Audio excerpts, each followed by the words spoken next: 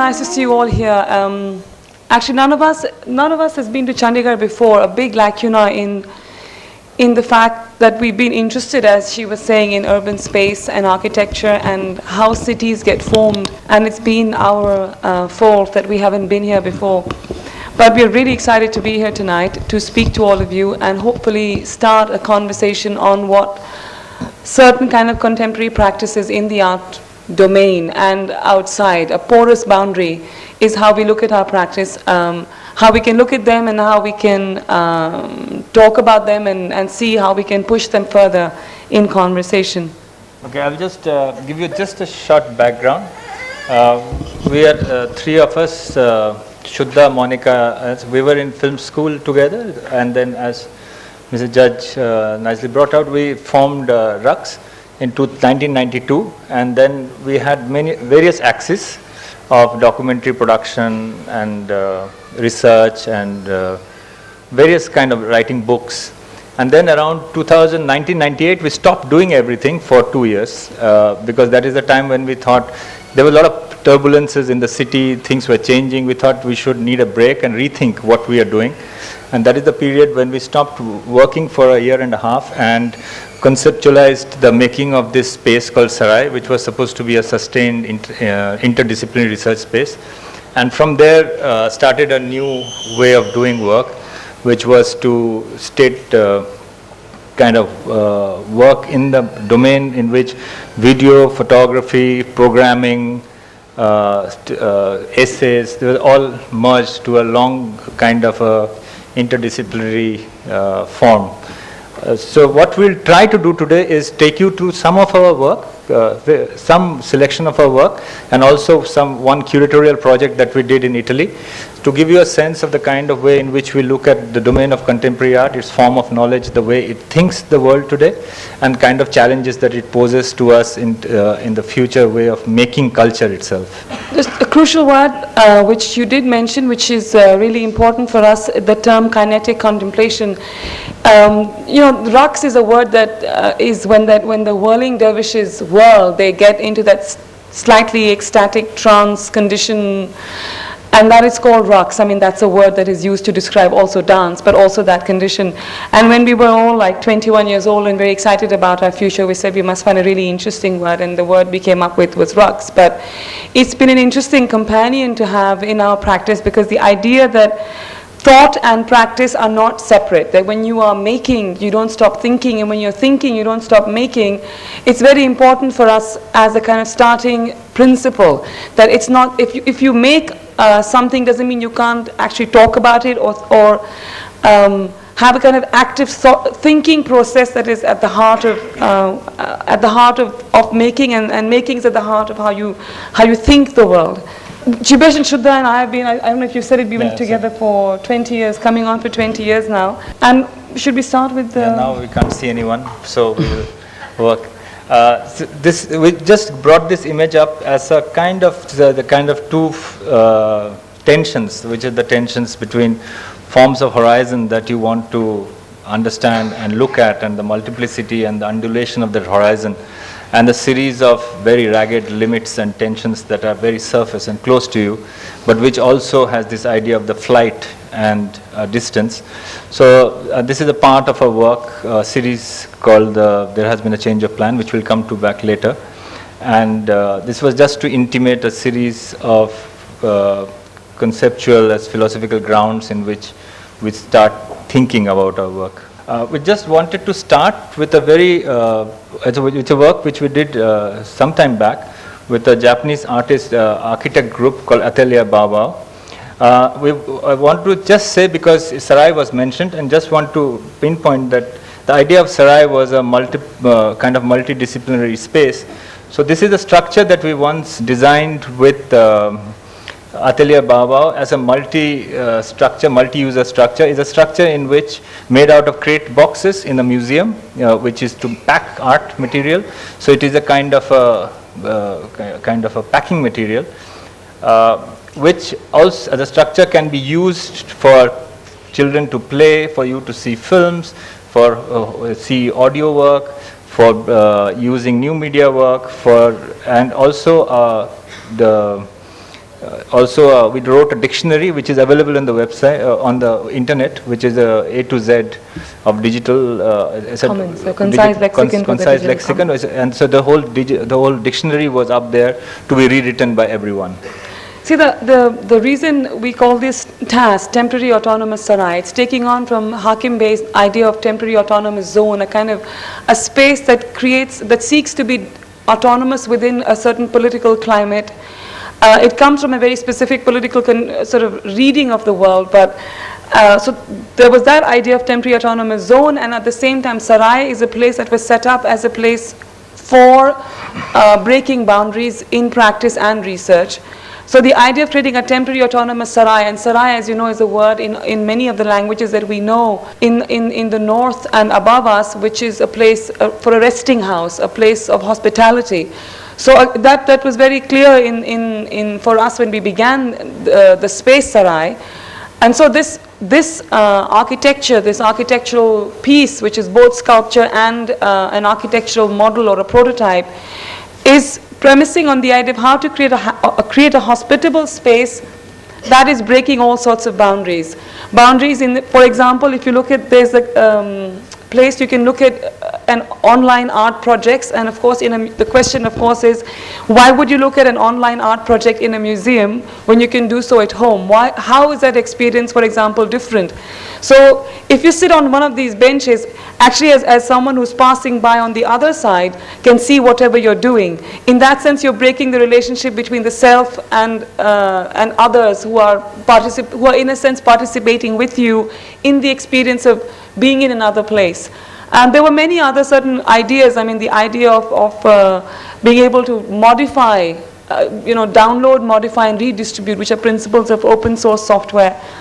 So you could actually download the piece of paper, you could modify it because we gave you materials to modify it with, and place it again in the structure. So in that sense, you were making people sort of think about very abstract ideas of hospitality, of being able to change the world that you were part of, taking from free software in that sense, of creating community in worlds that are supposed to be not about community. It was a very interesting experiment, and it was an interesting thing because Sarai is actually a physical space whose ideas were made abstract and then reconstituted in a museum called the Walker Center in Minneapolis. And it's also interesting that it was installed in the foyer of the museum. Atelier Bow Wow is a group of 2 people, very interesting practice. And they, for example, have written this book called Pet Architecture. They're very interested in threshold spaces. Pet architecture are those buildings, for example, in Tokyo, because in Tokyo, buildings never join, unlike here. They don't share a wall. So often you have these little spaces that are created which are neither belonging to this side nor that side, and interesting little architectures come up in the middle, and they're like little pets of the big buildings. So the idea of threshold space is also an important part of why this piece was installed in the foyer and not actually in the main exhibition hall of the museum. So we just watch for a little bit.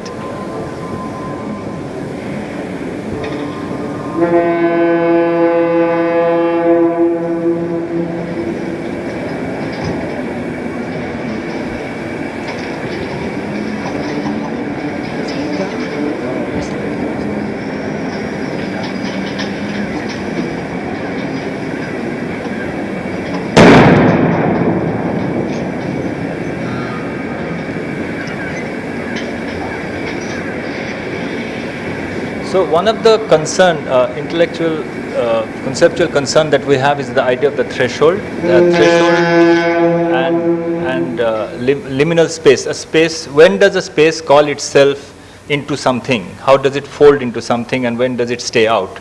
So, and how do you actually reconfigure earlier forms of icons or earlier forms of construction of selves or cultures back into this question of threshold and limits. So this is a sculpture you all must be knowing very well. It's a Ram Kinkar Beij's famous sculpture, first Indian public art, serious sculpture outside Reserve Bank, Yaksha and the Yakshi. This is Ramkinkar's own. So we have tried to take it out of the Reserve Bank and bring The it, Yaksha and the Yakshi take the Yaksha and the Yakshi out of the Reserve Bank, specifically the Ramkinkar's Yaksha and the Yakshi, and remobilize it back into a urban landscape with a kind of a attempt, because this is a series that we are doing now at present, working on, kind of to reconfigure some of the questions that a Yaksha and the Yakshi could have philosophically asked of us in our relationship to wealth.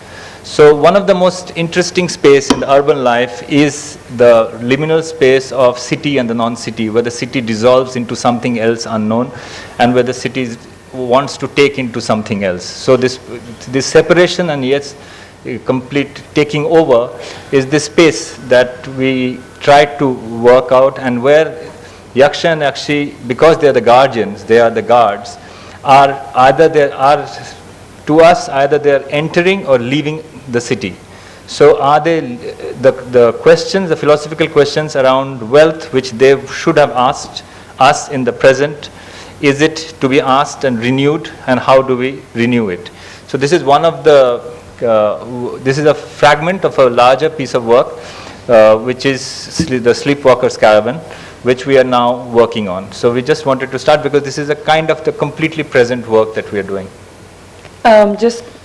Since you've just mentioned it, it's interesting. This is the piece that was talked about, escapement, and these are what the clocks look like. There were 27 clocks, or there are 27 clocks in the installation Escapement. 24 of those follow the 24 time zones of the world, as it were. The cities are, some of them are, of course, cities one knows very well. Some of them perhaps not so well, and the three of them, so that's 24, and three other clocks are the clocks of Shangri-La, Macondo, and Babel. And if you spend enough time looking, you realize that those three clocks, which are interspersed in the entire installation, actually run in reverse. So it really is a question of trying to think, and as you can see, the clocks don't have numbers, they have words. And as it says over here, escapement is a word that is used, which is, that sound, tick-tock, the sort of the operation of catch and release, and in a way it is also the sound of your heartbeat. In a way, the sort of rhythm of time and the rhythm of the body, and bringing those two things together, because there's a soundtrack as well that accompanies it, which uses the heartbeat as a kind of baseline amongst other sounds. And really, I think some of what this piece is talking about are pretty straightforward. The contemporary, how one thinks about time, about geography, about being human in times like ours, and how one can experience the state of being human across geography. But I think it was quite interesting for us to have brought in the non-real cities, because in a way, I think for some people, Shangri-La is more real than the other. I can never pronounce it. It's in the Polynesian islands. So it also had that sense of, is Shangri-La more real, because it's been so, or Babel, for example, what is real and what is not in the urban or is also part of the piece. So there is two kinds of exploration that we have been trying to do. One is how we are located in the world that is orbiting today. So because it is in motion, it is an accelerated motion, we all experience it in an acceleration. How we are located, what forms within which new forms of belonging or new forms of thought could be constructed. And one is trying to recover and reorganize a thought process around history and mythology. This work specifically is called Imposter in the Waiting Room. Imposter in the sense that someone who has belied or who has smudged the identification process by which we are named. So if I am, say, coming from Delhi and I am named in a certain way, I smudge it, I belittle it, I identify it, but the other extreme is how continuous identification process, like especially processes by which you are supposed to be produced, continuously want to make you one. But there is also a historical narrative, the narrative of becoming the bourgeois man, which is the historical narrative of the 20th century. And 20th century we'll come back to again, because 20th century is something we have been trying to understand in terms of how do we rethink the 20th century. So this bourgeois man in art history is produced by Magritte, the famous bowler hat man. And Magritte produced a sense of terror in that bowler hat man. But a man and every man, a man as a man that you want to become, but a man who hides a lot of phantoms and shadows and specters inside it. So for us, the idea of the imposter, so the Magritte's bowler hat man is the highest form of an imposter. And so the imposter is something that you can actually aspire to, rather than something that you fall back on. Because also the second is the idea of history, that we are all in the waiting room, and then the knowledge is out there, the world has occurred somewhere else and we'll move toward it. This idea of history, which is a very powerful idea of evolutionist history, which comes out in late 19th century, becomes very powerful in 20th century, also produces the whole world, major part of the world as waiting rooms, as waiting rooms in which something will happen. You have to go out or something will happen there. So the imposter in the waiting room is a kind of an engagement with the European modernity, with a modernity that produced the bowler hat man in the highest form of its achievement in art history as a phantom, as a specter, as something to hides many of the troubles of 20th century, but polished in its surface so that you can aspire towards it. So this work is work which has a performance in which someone becomes 10 figures. 10 figures from a convict to a farmer, to an accountant, all kinds of social figures, but with a certain kind of tinge of unreality towards it, and yet trying to merge to become the bowler hat man. So this is the work which is called The Imposter in the Waiting Room, with basically reversing the order in which the historical narrative is narrated. So we'll now tell you a story, a simple story.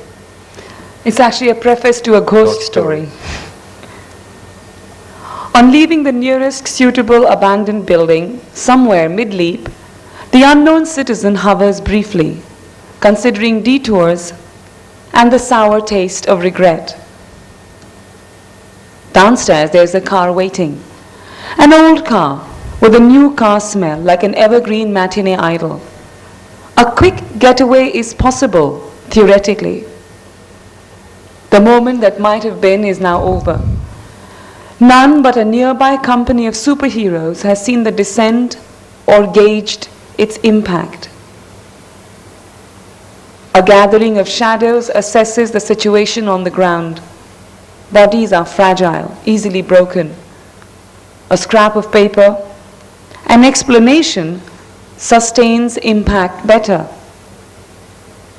And elsewhere, the unknown citizen's personal effects, a make-do archive, await discovery. In the bag, there are 5 photographs and the preface to a ghost story.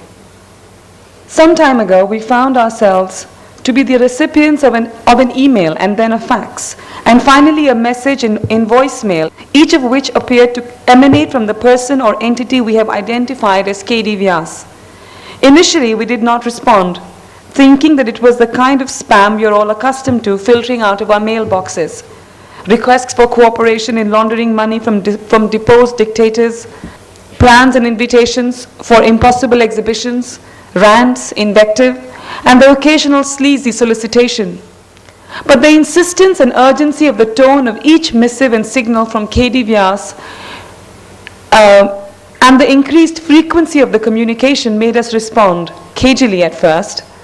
Preliminary inquiries revealed a kdvyas.com website which appeared to be perpetually under construction. What began then is what we are currently archiving as the K.D. Vyas Correspondence Volume 1. Vyas insisted that we knew him well and insinuated that he was intimate with our grandmothers, all our grandmothers, he said, and that we could, if we tried hard enough or underwent hypnosis, recall him from the depths of our respective childhood memories. This was strange because our 3 sets of grandmothers, to each paternal and maternal, for each one of us, had never had anything to do with each other. History had kept them apart, and even we had not known each other as children or even as teenagers. Nor did any of us ever recall encountering a K.D. Vyas, neither as an eccentric neighbor nor as a slightly odd family acquaintance. And there are no records of any scandals concerning any of our grandmothers, and certainly not as the kind of schoolmaster you never forget. So this is the volume, this is K.D. Vyas' correspondence. K.D. Vyas, as you would all know, claimed he wrote Mahabharata. So he has been writing to us letters for a long time now, and he sends video letters. And we made one installation with with 18 of his letters that he has been sending us. This is and what you have is a kind of structure we made in collaboration with two architect friends of ours in Frankfurt, Hirsch and Müller, Nicholas Hirsch and Michel Müller. And the idea is that you move through 18 structures, but there are clusters of small clusters of stories, and then breaks into different ways in which you can navigate all these stories. This is a work in which we are looking at the issues of authorship and how do we construct meaning from fragments that are produced. Like, who is the author of the contemporary, in a sense that how do we make sense of the world? What are the sensations and forms in which things come to us, and what sense we make of the fragments of images that kind of accumulate around us. Also a story in which forms of narratives are deeply interconnected and enmeshed rather than just floating away. So there are these two impulses in this work. As you can see in the structure, the impulse is the structure may float away, but also deeply connected to each other. This impulse in which the various forms and impulse sensations and sensate objects that float our way moves in all kinds of directions, has a speed and acceleration, has sometimes becomes stable and just stays behind, sometimes go into huge publicity. But when we start kind of holding it together and thinking it together, that form of thought, the authorship of that form, who is the author of this whole amalgamation of material, becomes little diffused. And this work is trying to rethink this relationship between the making of meaning and authorship.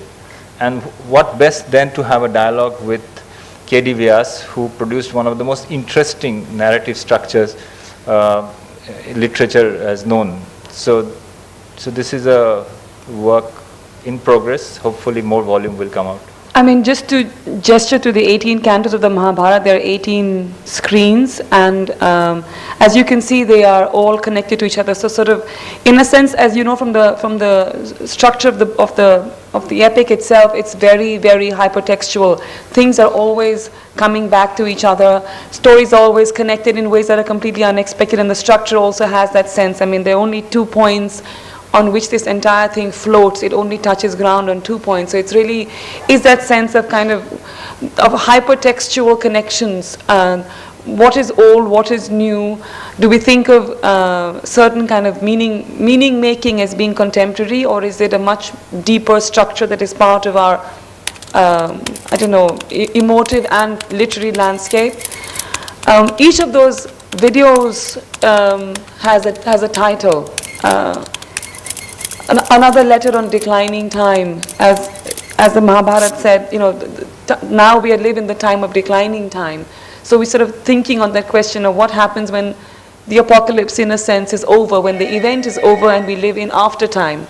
That is something that interests us quite deeply in many of the things that we do. What is the time that we live in? How do we understand this declining time? This letter was called the Letter of Verification and Authenticity, and I think to a lot of us who know the story of Ekalavya, it is a very kind of straightforward connection, because at some point the person seems to be also cutting off his thumb, but the video seems to have run out, so another time.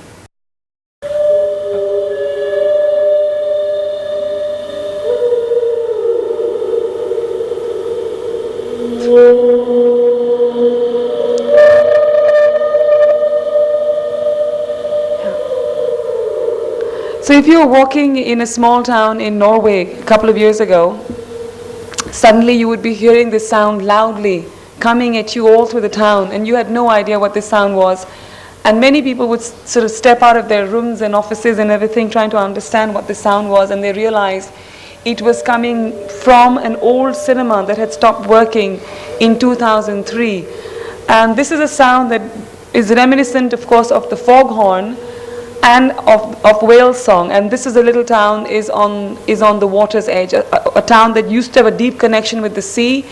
Now, of course, it no longer does, which is what happens to many places in the moment of change that the 20th century has been, or the last 20 years have been, which we are all also part of, having an incredible rate of change. When they went inside the cinema, they saw this lighthouse. They saw the cinema which had all its chairs had been stripped away, and you encountered a lighthouse instead of the beam of the cinema. You encountered the beam of a lighthouse. And lighthouses, as you know, or may not know, no longer look like this. This is the memory of what lighthouses used to look like. Nowadays, contemporary lighthouses are just sticks with large lights, actually with quite small lights. This is a kind of like the cinema in that town is a memory of what the cinema used to be. This lighthouse is also, in a sense, a memory of what the lighthouses used to be in that part of Norway. It became quite interesting because people would actually spend all afternoons sitting on the steps and having picnics. It was completely silent inside, and the sound that you heard would echo through the town a few times a day, but only outside, not actually, or if you were standing in the mall, or if you were standing in the town hall, but not actually inside the cinema. And this is a piece we did 2 years ago. And in a sense, it again connects to some of the things that we've been talking about for us, which are quite important. The relationship between change, between memory, thinking about what it is that we keep within us personally, or as societies, or as situations. Yeah. Right. There are three colliding forms here. The lighthouse, which is extinct, because this form of lighthouse is extinct. The cinema hall, which was extinct in that town, because we were invited in a cinema hall that has closed for 8 years. And the whale, which is also on the bordering of extinct. So one of the things of the 20th century history brings us back continuously is, because it's the 19th century was an evolutionary based power, and the 20th century thought that with evolution everything gets sorted out. But the idea of extinction is very much part of the way we talk to each other, and any city, any place talks about itself, what had gone extinct. So one of the things that we try to do is to bring a certain force lines of extinct forms back into some activation, so that the inhabitants of the town get into a conversation, not as a nostalgia, but as certain series of ways in which this was lived and inhabited, rather than as some kind of memorabilia, pushed away. So this was the work that was joining these three lines. In the same year, we were invited to curate a European biennial called Manifesta, which some of you might know is an unusual one because it's a roving biennial. It began it's the seventh one, was in 2008, you can do the math. It began in West, it's sort of in Frankfurt. I think Frankfurt was the first. Rotterdam was the first one, and then it's been going to various European cities, and it was kind of started with the question of what is Europe. The wall had come down recently. I think it was 1991, 92. The wall had come down recently. Eastern Europe was a new European condition that was now available to people in the West, and so this whole question of how one looks at contemporary art in Europe was what it was begun for. 7 editions down the line, they invited an Indian collective, and it was an interesting question which we also posed, and actually was posed: what does it mean to have non-Europeans become co-curators of a European biennial? And it in a sense connects to some of the same things that we're talking about when some things that we know from the last parts of the last century are now changing. Can even the world be looked at in the same terms that you could look at it 10 years ago? And if the world is changing in the way that it is changing, what is Europe? Europe with the kind of huge immigrant population, Europe with the connection with now developing parts of the world that are not as abject as they looked 10 years ago. So it was a beginning of an interesting discussion, and and curating that was actually quite interesting for us. It was done in this done in this region called Südtirol, which is in northern Italy. There were four places. We were curating in an old cement factory in Bolzano, as well as co-curating in an old 19th century fortress called Fortezza, which had never been shown, which had never been open to the public before. This is just a series of, we worked there for 2 years, this is a series of archival material that we found out. This is a story of one factory, and if you realize that this is the land that is just been marked. I'm saying this because this was very much part of the way artistic projects in this work emerged, which had 50 artists. This is the drawing of on that land, which what a building that was supposed to come up. This is the land acquisition transaction. It's like Nandigram, Singur. It was worse than that, worse than this, because Mussolini, it was made in 1930s. Mussolini was doing a very hard land acquisition. Even they say 1 acre for 1 bag of rice. So this is the transaction records. This is available in our website. This is our narrative is trying to, what we realized is that the only way you can speak is you take the voice. So this is, we find the ghost of the guy who has made these drawings and made this accountancy, and he's talking to us. So this is the ghost. This is the land being cleared and made. So this is over a period of, over many archives, we located this set of story about the place that we were working. This is the foundation stone that was laid of this place. This is the road that was built to the space. This is the building coming up. This is that time one of the biggest aluminium factory in the world. This is the aluminium factory has started. This is the mountain region of that area. This is a top view of the place, of the factory compound, which is really big at that time. This is a panoramic view that makes it parts of the new landscape. So you have an industrial landscape being produced, and which then is infused with the power of the natural landscape. So the panorama, and in the photographic history, panorama has a very important way in which it naturalizes us to the industrial landscape. So this is the classic panorama of this. You can see the factory there.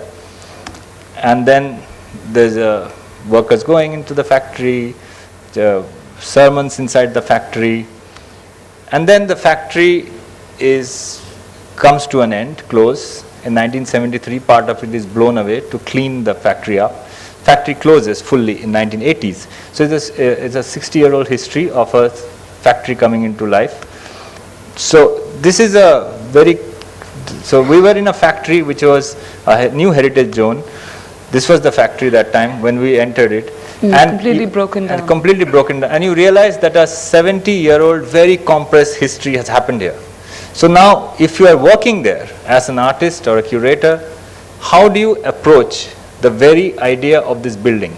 So what is this building? Is it a building that becomes a space that you can just clean up and put artwork, or the artwork has to speak, resonate, vibrate with a certain sensation that building uncovers for you? So this idea of a historical narrative that actually does not leave a space, it is there in a space, it is there in materials, it is there in the structure, it is embedded, it fused with it. So how do you speak and think with this? So so if you see this kind of series of artworks that are produced, this is a classic, it's a Bailey's Bridge, classic Second World War bridge, but this bridge you can neither enter, neither can get out. So it's a bridge without an entry. Made by an artist called Harold de Brie from Holland. So he made a bridge in the beginning of the building which says that you can neither get into the bridge, neither can get out of the bridge. So everybody called it a bridge, but it was not a bridge because it was never functioned as a bridge, because neither you could get in, neither could get out. But everybody would say there is a bridge there. So this dislocation between language and the form with which we see. This was the water tower, which Polish. We invited a Polish graffiti artist. I have never met the man. It was very interesting. It was because he's a graffiti artist, you can never actually, like Banksy or whatever, you don't actually know these people. Amazing work. So it's invited him. It was all completely virtual exchange, and he came and did it. And literally, we still did not manage to meet M-City, and he's from Gdansk. And he, in on Poland. his own, just single-handedly, sitting on a crane, did this work.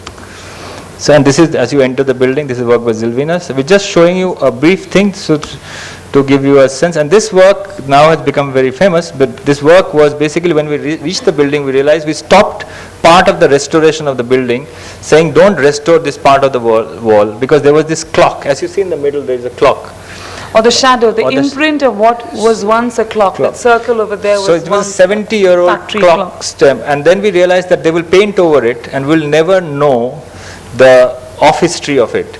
So we invited architecture, he's a teacher of architecture and restoration, to have a dialogue with us at Columbia University. in Columbia University in US, in New York. So we had a dialogue with him, and we proposed to him that why don't you do a restoration, a physical restoration of this wall. So he put a latex and took out the whole dust of the wall. So what you see in the front is a layer of dust. It's the latex skin of the wall. And the clock is embedded. So you have that 70 years of dust fused in that material. So the materiality of the building is not lost in the restoration of the building. So these are some of the projects. This is a kind of a building that we are trying to make in Delhi. It was an experimental building, but it's becoming difficult. But this is another series of work. The idea behind, we showed this only for you to get a sense that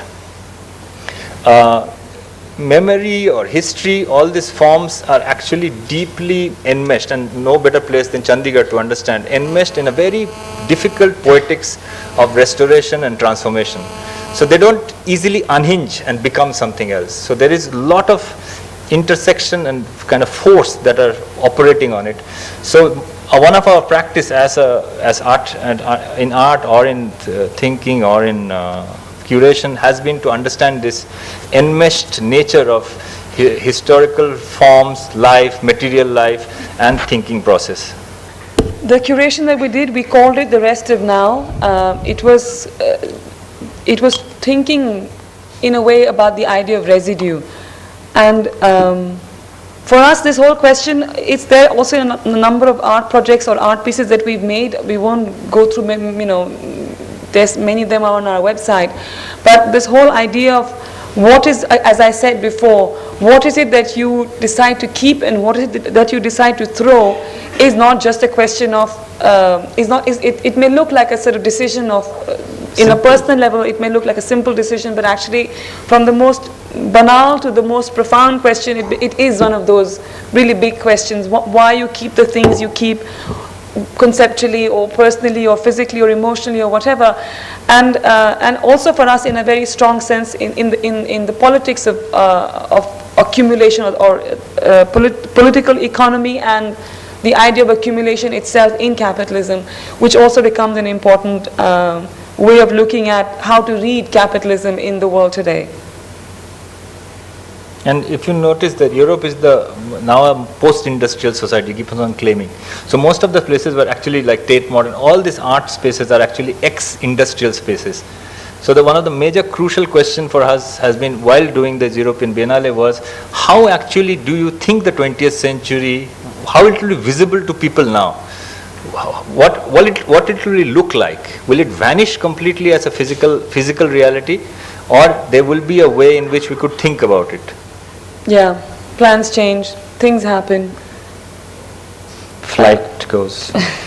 A plane that looks like it's about to take off is actually never going to take off. This actually did happen. There was a door of an aeroplane and floating. There was no aeroplane around it. This is not a trick. Talking about some of the same ideas again, we can download this book from our website. We did make an artist book called Time Book, which we will not show right now. I think we're running out of time, but we will show you images.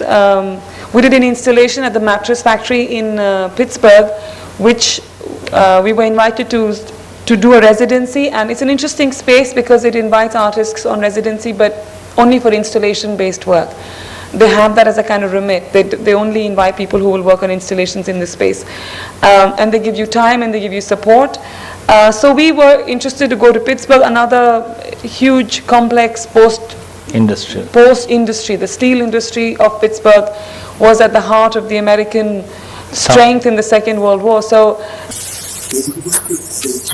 And it was working finally. Anyway, so this was an installation that we did, which was looking again at some of the questions that we've been talking about. But it was quite interesting that, in a way, it sounds like such a kind of easy condition to sort of dismiss. Yes, you know, there was industry, now it's gone, and it's such a sort of, you can say this in 2 lines and it's enough. But in a way, as we know, it's why a cliche is a cliche precisely because, or it's a banal statement precisely because it is experienced uniquely and painfully and intensely in every unique condition. Every place has its own different experience of it, every individual experience of it. So it was really quite intense for us to spend a lot of time looking at these kind of, most of the old steel factories have now been demolished. And we did spend a lot of time working through archives and shooting in the place, that one little part of the factory that is left. And the reason actually we wanted to show you this, which we cannot see because this looks very dark, but on the picture on the left there is a kind of orange figure which looks like a kind of mysterious, looks like a kind of artistic rendering, but it's not by us actually. It's a piece that we found, which was once found on a shop floor as a little sculpture in the steel factory. And it was quite interesting that obviously someone was using materials that were used to make steel, took time off from whatever he was doing to make something which was an object of pleasure from objects of use. And it stayed on the shop floor. It was literally found many years later in the factory. And so we sort of brought that back into the idea of an object of pleasure, but pleasure in the sense of contemplation over here. So this is because some of the material that we have been working with is kind of a sense of getting a way of telling stories that are part of, the images produce stories in our mind, but those stories actually, the images trigger stories, and then we are trying to make a series of work which is connected to how the stories and the image can play together. So this is a kind of this is a physical object which is as an image and layered with various levels of illuminated textures that give rise to text. So if you read the image, the text is very much part of the image. It is inside. This is a love story between a man and a woman, where the woman has thrown the key to their apartment, and the man goes around in the city putting this mark of this key everywhere, asking anyone about whether the... People think it's obviously an advertisement from a locksmith, but only the lovers know that there's another story that's going on. And it was this whole idea of that, again, the gap between what gets read by whom in which way is entirely dependent upon the person who's doing the writing or the reading. This is an installation we did recently called Things That Happen When Falling in Love at the Baltic Museum in Newcastle. And this is what it looks like when you walk into this, because it's actually a very large space with this constant daylight that streams in from one wall is entirely glass. So we knew that the space was, this is this room that we were going to be using, this large space that we were going to be using. So it's not exactly a site-specific work, but it is a site-aware work. And as you walk in, you realize, you see 18 man-sized or person-sized exit signs floating through the space in three-dimensional, sometimes in confrontation and sometimes in movement. And accompanying them are a series of photographs and on one side, or not on one side, but a series of photographs and a series of videos. And the reason that the videos that are there are kind of, there was Newcastle has been famous for two things. One has been coal, so you don't take coals to Newcastle, but the other thing has been shipbuilding, and shipbuilding has also been a very important part of Newcastle's history. And last year, the shipbuilding rig was finally dismantled and taken away. So that was the end of 150 years of what Newcastle had been about. Interestingly enough, it was taken to Maharashtra, which is now where the future of the shipbuilding industry in a way has shifted from England to India, Maharashtra or Gujarat. But what we did was we worked with this footage of this ship leaving, and there were 7 screens, and in each of them you followed the path of the ship as it left, and as it left behind some things and created some things within you. The reason we call this piece "Things That Happen When Falling in Love" it seems a bit obscure if you think about it, because in a way it's not at all a personal statement when you walk inside. Things that happen when falling in love are very interior to you, and not something that connects to landscapes or other people. But for us, it was really interesting to propose the question, to provoke the question of, again, a landscape that has been part of your world. I mean, visually and affectively for so long. When that changes, is it that different? I mean, can one think about the personal and the non-personal in ways that can be felt? Because the figures that were hanging there, they all had a series of words etched on them, and words which were words actually of logic, or in a way of making, what would you call it? Making analytical. Yeah, analytical words.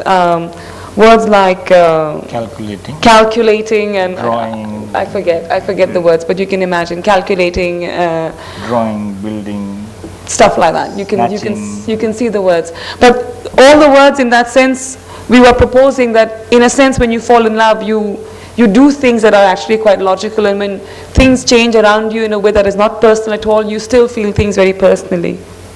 It's a very simple reading of the piece. I think that I'm doing the piece a disservice, but it's been. That was the play inside it. Yeah, pieces that we've done recently. This one is called "When the Scales Fall from Your Eyes."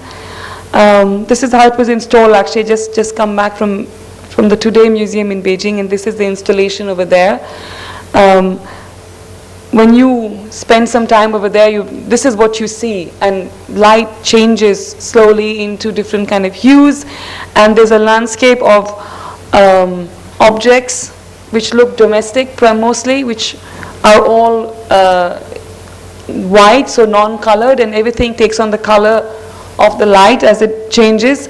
And each of these, just want to come to this, each of these objects, on most of the objects is placed a figure which is sort of partly human, but has a weighing scale for a face, and I don't know, I suppose like kind of scenarios or landscapes or tableau or something like that for what is within obsessions, dreams, nightmares, for what is passing for their heads.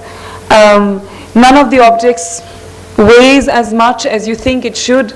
The weighing scale does not actually even look like a weighing scale if there are no numbers there.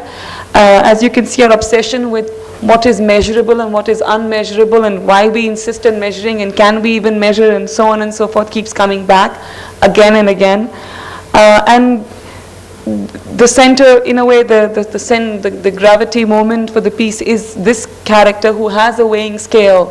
Yeah, so the whole idea of, again, the notion of what is, you can connect it to many things. This is a very speaking image. But also in English, as you know, when the scales fall from your eyes is a way of saying when you actually see the truth, when you no longer, things are no longer hidden by what you, it's just a saying. So we're playing with many of the ideas of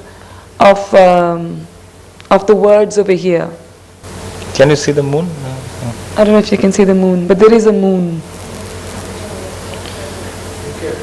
You can? Great, because I really... A tiny moon, yes, it is there. This is much more playful. This is on our desktops. So we just wanted to stop sounding so serious and admit that we also just fool around a lot. This is part of that, thinking about... So we want to do a biennale of the solar system, so some of the works we are proposing. So this will be one work which we can show. There's a lot of work, and we haven't even shown you a lot, but we'll just culminate, I think, almost culminate with this piece, which is just opened in New York 2 days ago.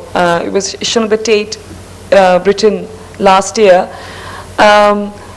It's an interesting piece because it's when you enter the space, it's set up like actually a conversation space. There are 2 chairs which are lit, and it looks like people are going to sit down and speak because they're loudspeakers and so on. And on the other side, there are chairs where it looks like you could also sit and listen to the speakers who are going to be speaking. But of course, that is a performance being generated. It's the idea of a performance without anyone actually coming and sitting there. But what does happen is a 45-minute single screen piece. The sound, something is going on. Cosmonaut, how do you recognize signs of life when you see them on your voyage? One second, let's go back a bit. Sorry. We'll talk a little bit more about the piece. This is a fragment from the piece, so I think it might be useful to just We'll to talk a just little watch bit it. about the pieces later. The surface of each day is a different planet. Cosmonaut, how do you recognize signs of life when you see them on your voyage? In your logbook, how do you distinguish arid from fecund, a trace of past animation from present vitality, or even from signs of life yet to be? How do you avoid confusions between prayers, prognoses, and prophecy? How do you make sure not to mistake the relics of a past voyage for the fossils of giants on a dry riverbed?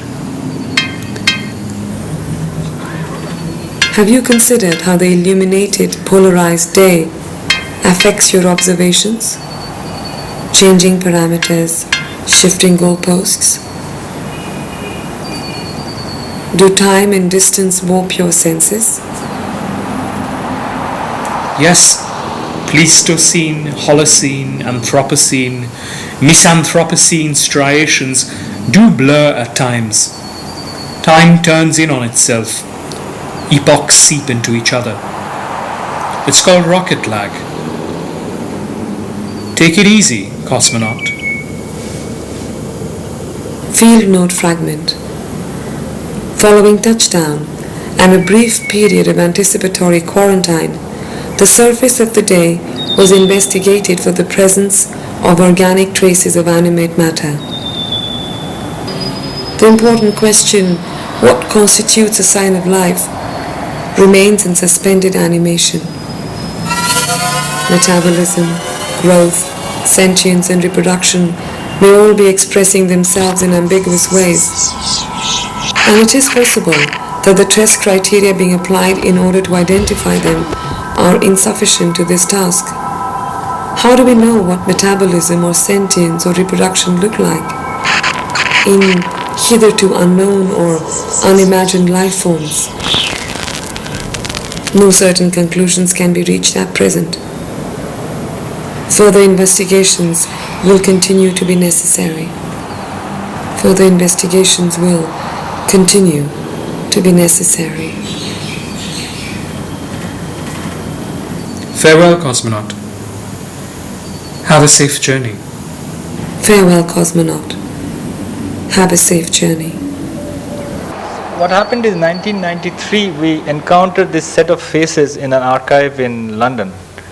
It's called the Galton Archive, Galton Papers. So this Collection. Galton Collection and his papers, and these faces are basically faces of people that Galton was trying to study. They were usually some Jewish schoolboys, some madmen, prostitutes, criminals, prostitutes, Jews, all the people who were considered outside the pale of society. And his project was to see that could he find the essential, he was looking at from a phrenological point of view. Phrenology was this point in the 19th century where people thought that by looking at the formulations of a face, you could tell if the person was going to be a criminally, more a criminal or more a prostitute. Basically, you could tell people's characters from the way their bodies, their faces were. And he had this project of photographing hundreds of people of different kinds, Jews, prostitutes, criminals, etc., and then superimposing them to make the essential face. What became really interesting for us was the fact that he realized, and he says so, that when he actually superimposed them all, what emerged was a photograph of extraordinary beauty. And he could not find that damaged thing that he was looking for, which would have argued that you can find the essential prostitute or the essential criminal Or the madman. or the essential madman or the essential Jew. And for us, it was an interesting connection to the whole idea of the crowd. How does one think the non-individual? I mean, it's interesting, we're a collective, you know. People ask us, how do you work all the time? How can you be three and still be an artist? Blah, blah, blah. The point is that, anyway, we won't talk about the point. Another point we can talk about is, how does one think that which is not singular? How do we understand the crowd? And it's very interesting that the crowd often becomes read as the mob or sort of Or a mass. a sort of larger number that either is unknowable or quite terrifying, you know. So it became an interesting sort of excavation for us. Because all these images, one photograph that you see, in that image you saw there are 8 photographs, there are actually 800 people. Well, each photograph is a composite of 100. So what we had was a photograph, but it was a condensed image of 800, 100 or 80, 90 people per image. So for us that was a clue to, and we had seen it in 93 actually, it had stayed with us for 16 years, 18 years. And we could not really think this through, but only last year when we started, we have been working for it for a year and a half, thinking these images, actually 3 years. Then we could understand that actually we were looking at a crowd and we are not able to think that it is a crowd. And this perplexity that you're looking at an image of a crowd and yet not able to even utter the word crowd made us, so this work is our attempt to understand how the crowd emerges in history, the different forms. And so it takes various different images from different archives and try to read it through. And also things that we have So shot ourselves in. This cosmonaut is our character who runs through these images, searching. The famous question to a cosmonaut is, how do you recognize the sign of life? Whether it is measured and is dead or it is living. So that is the famous cosmonaut problem, no? So whether in the moon, whether in the sky, wherever they go, that's the conundrum. And that's also, I think, the artistic conundrum of life. Do you actually subjugate life, or do you try to figure out the sign of life? A work that we've done, but This was I was saying earlier, this was an email New Year card that we made 4 years back. We sent to all our friends this New Year greeting card, which has many lives. So this is one of the version in a San Francisco. This is San Francisco Art Museum. SF MoMA. SF MoMA, where they put this work as part of their one of the curations. So we just want to leave it because these are the multiple forms within which we live. We all live. Thank you very much.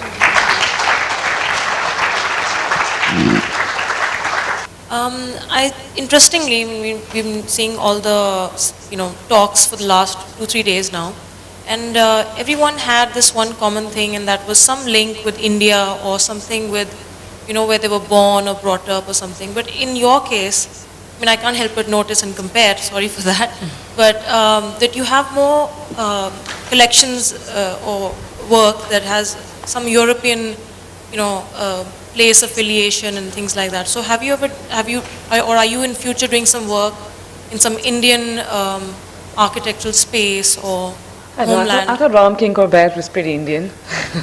Which one? Sleepwalker. No, see, this is the one thing that we wanted to engage here is the idea of the post-industrial history that has become part of art discourse, and so it was some kind of trajectory we were trying to draw. We have done a host of work on Delhi, which is called Coordinates, like there's a number, five there are a number of video pieces like that. number of edited books. So Delhi we kind of have been working continuously, and Ram Kinkor Bair, the Sleepwalker's Caravan, is a larger part of that work. K.D. Vyas is a larger part of that work. See, this India, don't misunderstand me, but I think the production of the idea of India and the self is not an easy category. Yeah? So I think we are very comfortable coming from a location of a city called Delhi and trying to understand the various problematics that we faced in the making of this city, and the questions that came out of it, and the inquiries that came out of it. And from there, all the different suggestions and invitations allowed us to move and inquire about the world. The world is the site of inquiry. And over a period of doing some work over the next few years, what way we will construct the very idea of history and self, we don't know. But say someone like Marguerite is definitely part of this. Someone like Ramkinkar Bej is also. So Bej, because from childhood I've been crossing the Reserve Bank and always being mesmerized by this presence, so wanted to always touch it. So one of the things that we said we can touch it is only by making it ourselves and moving it around. So one of the work that we are doing is moving around with this figure in the city. So to say that makes us Indian, no. It is a relationship with a certain historical movement, a certain sculpture. Similarly, a relationship with the Marguerite's bowler hat man. So it has the different, it's much more fluid than, I don't know how the other artists would present their relationship to India and the other, but I think it's very diffused in contemporary art. Even myths and animals and hybrids. A lot of our work, oscillates in different time zones as history, present, past, present, future. So is it a conscious effort to always look back and then move forward? That's really true. For us, I mean, this conversation with the today means that you have to talk both to yesterday and to tomorrow. That's really, I think in a way, the crucial thing that we are really interested in, and is the question of how time is structured and how it is rendered. History is one way of rendering it, but and also in that sense, location becomes interesting, but interesting in that context of how time is. So geography does not come before things. Geography or space follows time, and that has always been the way that our minds seem to work collectively. Time, the question of time, especially battling history or arguing with history or provoking, and history doesn't have to be only the historical, it's also the mythic or the epic, and we often refer to, and you will see that again and again, and what we have shown is basically been work from the last 3 years, and we've actually been working in the art world or making art in the last 8 or 9 years. So, but we kept to the more recent work simply, otherwise it can just, we were not doing a kind of life story of Raqs. We're just talking about a certain set of ideas we're interested in. But even in older work, it's very clear that is how it always seems to work out. And this is something we can say now after many years of working, but it's time first. And in that sense, the future is as important as the past, because you can only speculate, you can only think about the present if there is the idea of a future. Otherwise, there is no present in that sense, if you know what I mean, because you can only posit the present as something to be excavated with the future as a premise.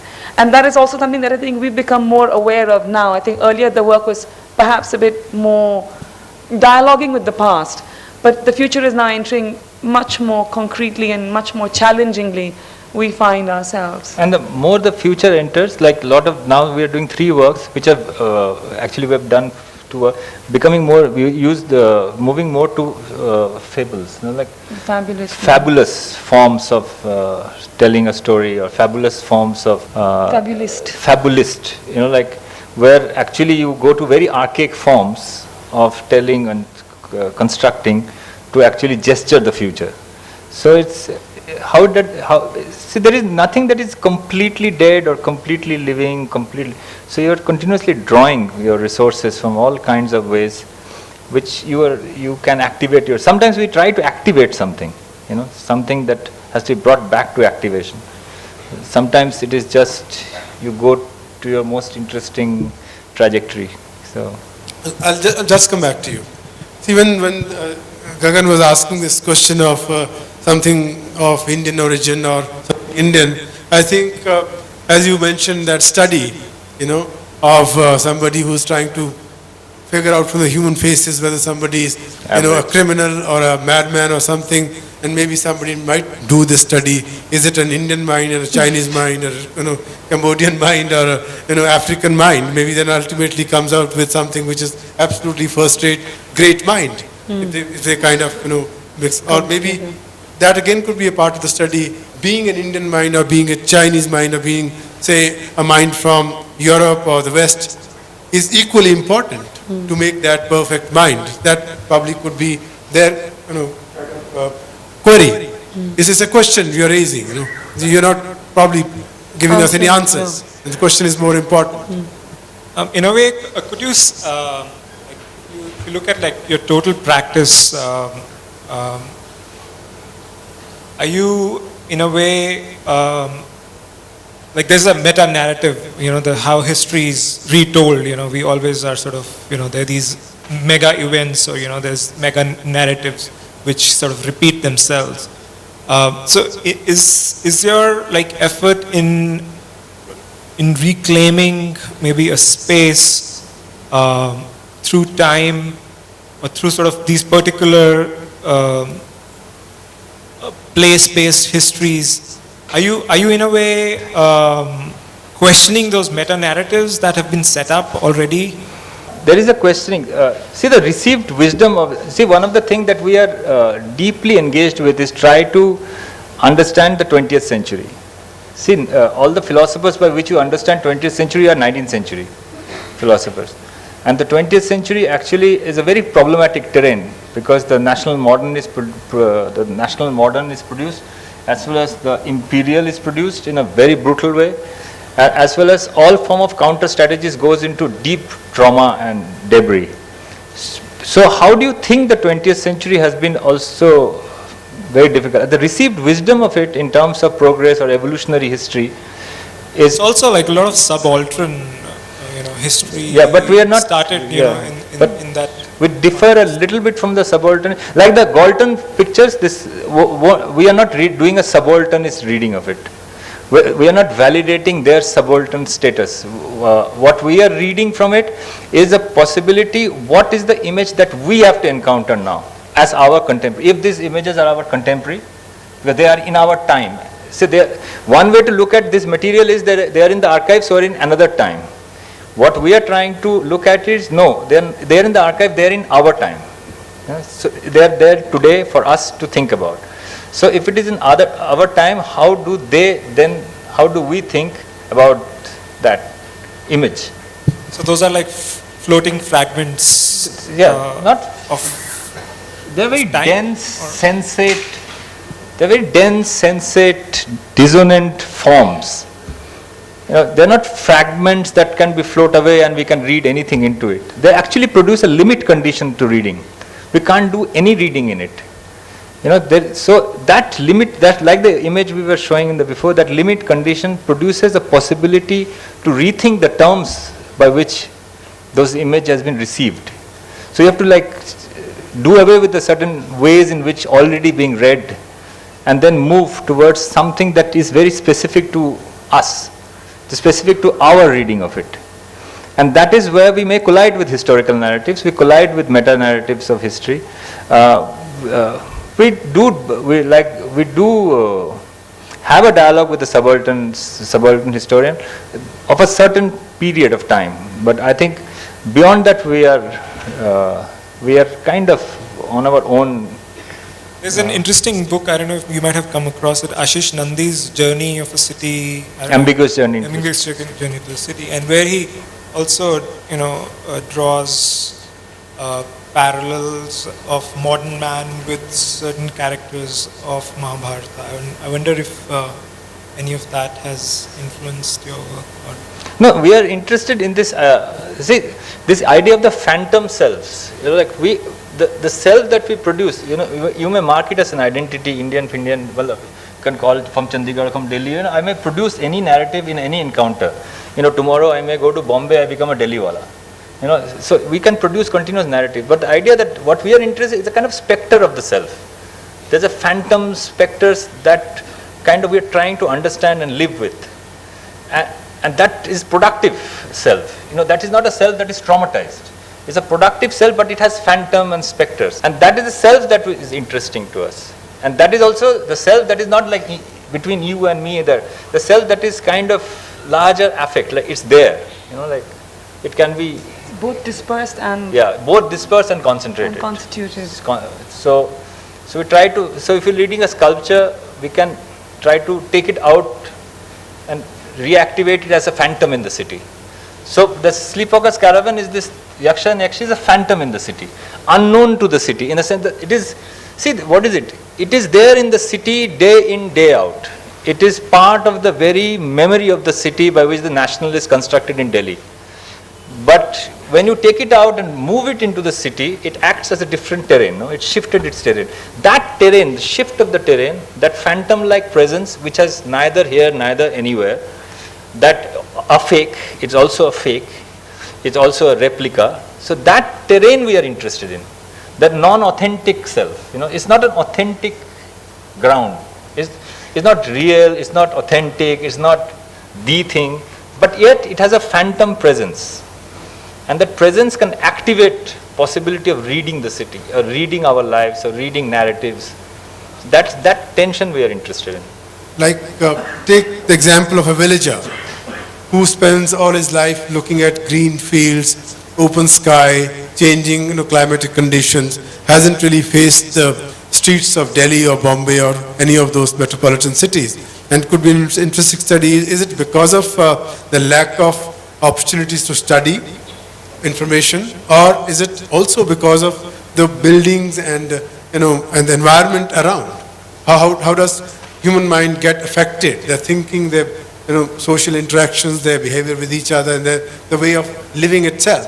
All these questions are, I think, very relevant for any artist, and then art lover, and art historian, and an art student, and then they become a part of day-to-day life.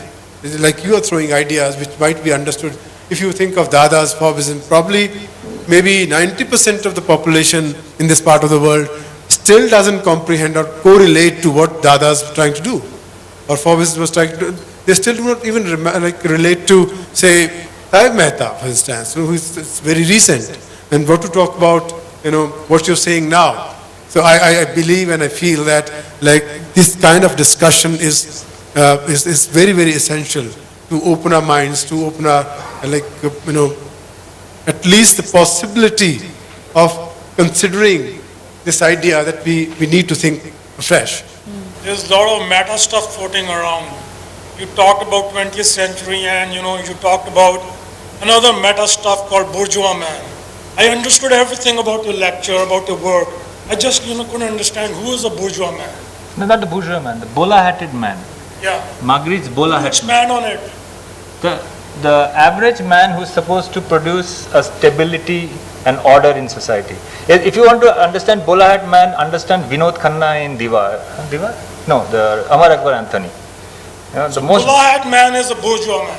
Not a bourgeois man. It's an ideal that is a stable every man that a bourgeois society wants to produce as a stable every ordered man with a sense of dignity and presence. But a man of dignity is a bourgeois man. No, if you want to read it that way, you can read it. To read whatever you want. That is your right to do that. Yeah. But that is not what you're basically saying. want to understand, because your work was very serious, very contemplative, very intellectual. The only thing I couldn't understand was, the bourgeois man. As far as my knowledge goes, bourgeois man is also a meta-narrative. Yeah. So that's why we are talking through not a real historical occurrence. We are talking through Magritte's idea. See, Magritte is taking the idea of the production of the bourgeois man and making the bola-hatted man as an average every man, as a man everywhere to be present. You can see the bola-hat man, but a man filled with terror, phantom, secrecy, fears, run away. That terrain we are trying to understand. So we refer to the bola-hat man as a Magritte gesture to the bourgeois man as being produced as a stable, ordered personality of the earlier 20th century. The man that is produced in opposition to the mass. The mass and the man is opposition to it. Now also we do that. Well, in school we are taught, Aadmi bano aur sabke jaise na ban jao. Just wanting to know whether you have any installations in India at all. And I don't understand this artist as being divorced completely from, the world that we live in, and this abstracted notion of some spectre somewhere where your immediate environment. I mean, I think that where we are looking at, the position of the artist or the creative person, we are into postmodernism. We've left behind this whole notion of this complete abstraction where the world around you doesn't matter. I find that you're debunking, this whole notion of the world around you. So I just don't know how to understand it. Around means how around? It doesn't matter, this, that. No, I said I am from Delhi. I don't understand that. No, Why no. doesn't it No, matter? we Why said we're not does it from, matter we that said we're first from I Delhi. belong to Punjab, or that there are certain specifics of Punjab, or that there's a certain, why does that feel not matter? No, I'm just saying that for me to claim a ground of my practice as an authentic self through the idea of India or this is a false position. For me. For me. It's a false position. See, there are two parts to your question, whether your work has validity in India or you're shown. We are shown in India quite often and now more and more. So that's not a problem. The second part of the question is how your environment. Now, if people like us, three of us, grew up in Delhi and we have been staying there for the last 40 years, we are thinking the world from that position. Our learning, everything, eating, dal, chawal is Delhi. Okay? We are thinking the world from that position. If you in that work cannot read Delhi or cannot read the cultural tensions or the political economy tensions that a city like Delhi is producing, then it is not our fault. Second, the idea that an artist speaks is not anybody's fault. It's not a fault. See, it's not a fault that we can discuss. It's a fault line, you can say. It's not a fault. It's not a mistake or this. It's a fault line that I agree. The question is, at today, and how do you, and what? The world does not neither begin outside the national boundaries, nor it begins outside your home. Yeah. As a matter of fact, the home is the world. Ghare Baire has already been said long time ago. So the whole relationship, when we say the world, it means starting from without me, how does one speak to this moment, which has both the past and the future in it, which I strongly believe that there is a past and the future in the present, and it has an outside and an inside which is not stopped because of national boundaries.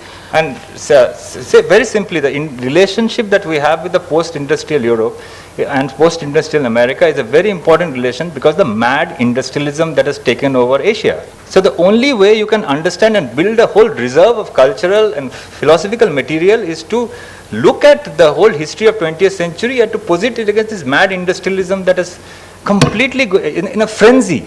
And if you look at any current argument, there is a frenzy to this industrialism, as if there is no other reality that has been produced outside it.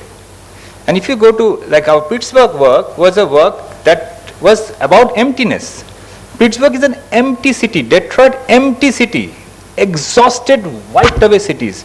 Now that reality, our relationship to the world, if we cannot engage with that reality, and we are in this frenzy of industrialism, we are in trouble. We are in deep trouble. And if an artist or a writer or a thinker today is not thinking that this is the world that we are living in, and they are thinking that my boundaries are bounded, my around is bounded, then we are in deep trouble as a culture. You know, and if you look, whether you take any 20th century figure, early Tagore or Gandhi or Vivek, any figure you take, or Jinnah, they are all traveling the world. They are asking questions because they are encountering the most difficult question in the world. And that is, I think, between us, we have always been that the questions, the sharpest question that historically are produced, that are memorable, are people produced from encounters with a very complicated terrain of the world. You name the most important people in the early 20th century in India, from mathematics to physics to science to everyone, see their most interesting questions. What are they asking? They are asking an encounter with the world. And why are we as a post-colonial society completely losing that confidence? I'm saying that the artist uses, I think, the immediate as a springboard. I mean, there's a certain, from there you move out into the larger, but I don't know. Like we said, there are about a dozen pieces of work that we've done that are directly to do with Delhi. We didn't show them because we were making an argument which was to do with the idea of the post-industrial and the 20th century today. Now, I'm not going to explain. The very reason that I think one of the things that we want to do in our presentation is what we are thinking today, not what we were thinking in 2002. And we want to come and share what we are thinking today. What we are thinking today is a certain intensity in which the transformation of the world is happening around the idea of very history of industrialism. And that is one trajectory along with the other trajectory around history, myth, phantoms. And you can read some of the stuff you've written. I think we draw from a very complicated reading of history as marked by the national modern. You know, it's a dialogue with many people that constitute this landscape. I think we need not get very parochial or very kind of glued to a region or a place or a culture, because the very idea of bringing or inviting artists from all over the country who are thinking ahead of times is I think gets defeated if we get into this kind of a debate, because an artist, I think, is a free-flowing bird who thinks like doesn't really get glued to one particular place or person or people. This is probably lack of a knowledge or understanding of art. Then probably we need to think ahead. We need to really read a lot. We really need to see a lot. We really need to actually contemplate a lot. And what they are doing is entirely different. Of course, they have not shown their work, what they've done in India. Even if they had not done anything in India, I think we shouldn't have any problem with that. An artist can work, and the entire world, the entire universe is the canvas of an artist. Artists can work from anywhere, about anything, about anybody.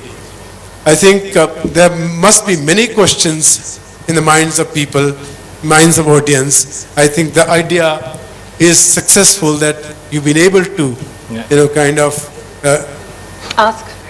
Thank you, Professor Mendiratn. See, articulation may not be as important for an artist. The articulation of thinking, which may be very abstract, which may not be very clear. Sometimes artists are not really very clear what they're doing, but they're doing great things. But those who are articulate as well as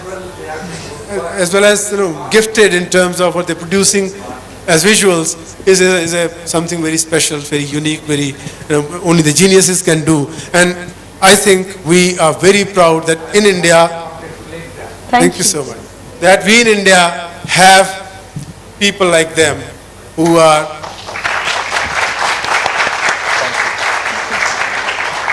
based here, brought up here, and can really make the entire world think. Whose work is like जो हमारे है कि घर का जोगी जोगड़ा बाहर का जोगी सिद्ध. We do. I think we are all. What Neil Kamal was asking is also relevant, because this kind of question must be in the minds of many people. This is better that the question is asked and they've answered the question. And the question may still not be answered.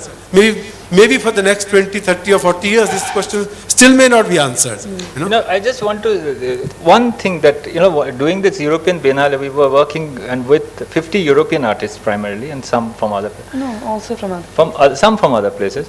One thing that struck us the most interesting, in Europe, is that no artist is asked, at least from Western Europe, and if he's a male, white Western European, it's more better. If not there are other questions.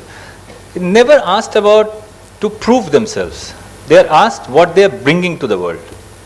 And I think one of the most challenging discourses produced because of that possibility. One thing that struck us the most in 2 years is that the whole question was, what are you imagining, what are you bringing to us, bringing to the world? The question of where are you coming from, this, that, was a later interpretative question to be left for later thinking. We will think about it in 10 years, 15 years time in the art historical form. Let us think about it. But what is that coming to? What is surfacing?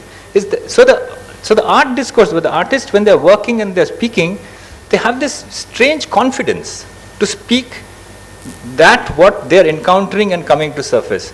And I think you are raising an interesting observation, but I think that we sometimes, in our drive to understand the from and the embedding, we forget towards. So in that sense. No, the installations in India have been very warm reception. Well, the response have been deeply warm. You know, yeah, I mean, we can, it would be interesting because if we say anything which says that we had a good time, we would look like we're defending ourselves. It's kind of a difficult position to say this in. No, I mean, it was interesting because, for example, when we had the show at Nature More, what was really interesting was when art students from the art college, some student hired a cameraman to come and shoot the show because she said, I want to look at it again, but I know that it doesn't come, this kind of work will never come into the sort of art school paradigm at the moment at least. But it was really interesting that there were students who were actually, I mean, and that I think for me speaks much more than, you know, someone walking in and walking out and the numbers and so on, that's a different discussion. It was really, that was a very high point with that there was someone who was going to be an artist, thought of herself as becoming an artist, who thought that a practice which does not fit into any of the categories that she is being taught, still felt that it was important enough to hire a technician to shoot the whole thing and just to have it as a kind of document which was personal. And so that is what I take away from that. You know, that is the kind of moment that I treasure from the various situations, and I think it's also interesting that, I mean, showing a certain kind of practice has not been easy in India for any of the artists who do this kind of work. It's been increasing in the last 5 years, I think, and now there are more galleries, more spaces. It is interesting that it's a country that actually still has no museum to show contemporary art. There is no state-funded institution, so it often comes into the private domain. And most of the situations, if you go into even China, where I was recently, you also have state and private, but again not for profit. You have a large number of institutions which are showing contemporary art. So the whole notion of what is contemporary in the local context becomes much more open because you have many more places to show them. So it becomes also a question of why do we not have, why is it that structures of power think that which people make today is not yet meant to go into the annals of an institution? That becomes an interesting question, because I think there must be lots of other interesting people whose work is not finding a public simply because there's no place to show it. I think 90% of the contemporary artwork that is being produced in India is not visible in India. To constitute the question back, I mean, I think what you're pointing out is, I don't know if you're saying it from the sense that there is the placement of the Indian in the sense of this is a useful position to have in the global market. That's one way of looking at that argument, that is a kind of productive, financially productive project. But I do think that also I know in Sarai recently we did this project called City Studio, which we made a public call. A number of artists and people, cultural practitioners applied. 15 people actually finally participated.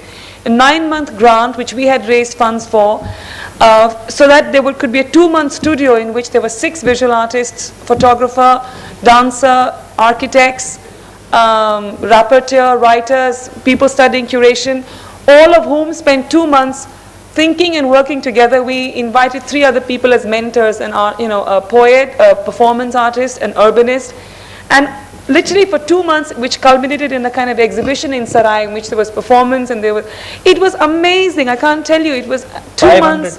500 people at Sarai. People you never think are going to be going to art shows because you never see them in art gallery openings. It was incredible. These were people making work who no one had heard of because they're still kind of, younger practitioners or practitioners whose work never gets shown, and there was a whole range of things. And this is what gives you kind of, I mean, it's fantastic. There is a huge public out there.